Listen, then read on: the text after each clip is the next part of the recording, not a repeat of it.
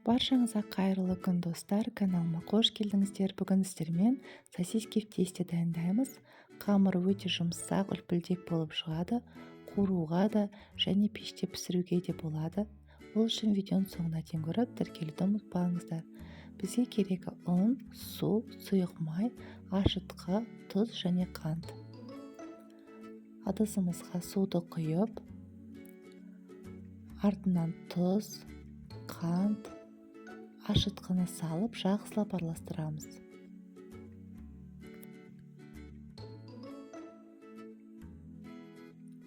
Араластырып болғаннан кейін ұнды салып, жұмсақ қамыр илейміз.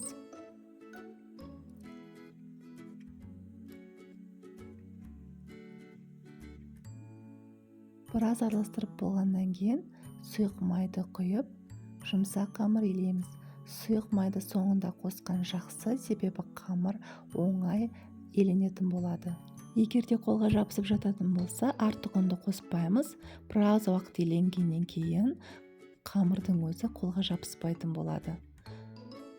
Бетін жауып, жылы жерге 1,5-2 сағатқа қойып қоямыз. 1,5-2 сағаттан кейін қамыр дәл осындай болып ашиды. Өте жұмсақ қамыр болып шығады. Және бұл қамырды қайта қайтарудың қажеті жоқ. Бірден жұмыс жасай берсек болады.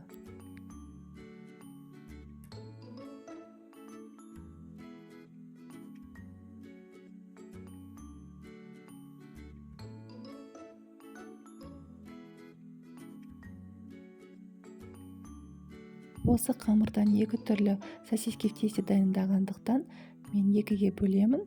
Жартысын қуырамын, жартысын пеште пісіремін. Осындай өте жұмсақ қамыр болып шығады.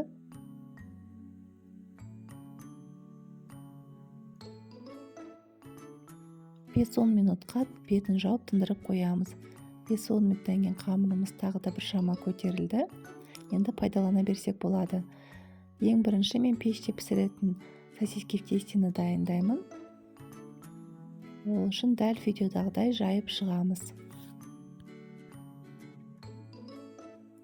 Осылай жайып болғаннан кейін видеодағыдай бөліктерге бөліп шығамыз. Мен осындай шұжықтарды пайдаландым. Пеште пісіретін сосиски тесте үшін шұжықтарды пісірмеймін. Яғни осылай қамырмен оратып, пеште бірақ қамырмен бірге пісіріп аламын. Ал қуырылатын түріне шұжықтарды алдын ала суға пісіріп алу қажет. Себебі егер пісірмейтін болсаңыздар, бірден қамырға орап қуыратын болсаңыздар, сыртындағы қамыры пісіп, ішіндегі шұжықтар піспей қалады. Сол үшін қуырылған түріне шұжықтарды алдын ала суға пісіріп аламыз.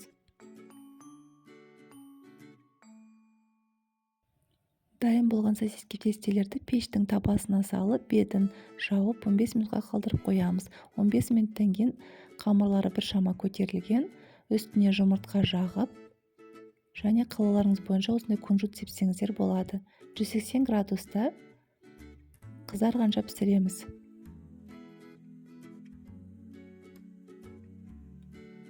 Енді сосиски тестенің қуырылған түрін дайындаймыз. Ол үшін қамырымызды алып, дәл видеодағыдай бөліктерге бөліп шығамыз. Мен 6 бөлікке бөлдім.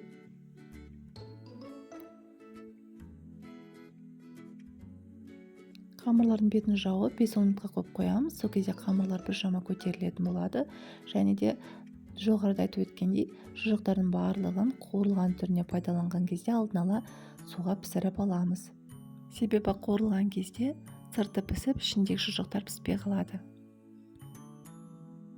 Бұл рецептпен қанша дана шығу сіздердің шұжықтарыңыздың көлеміне байланысты. Менде орташа көлемді шұжықтар болғандықтан, менде 13 дана сосиски тесте шықты.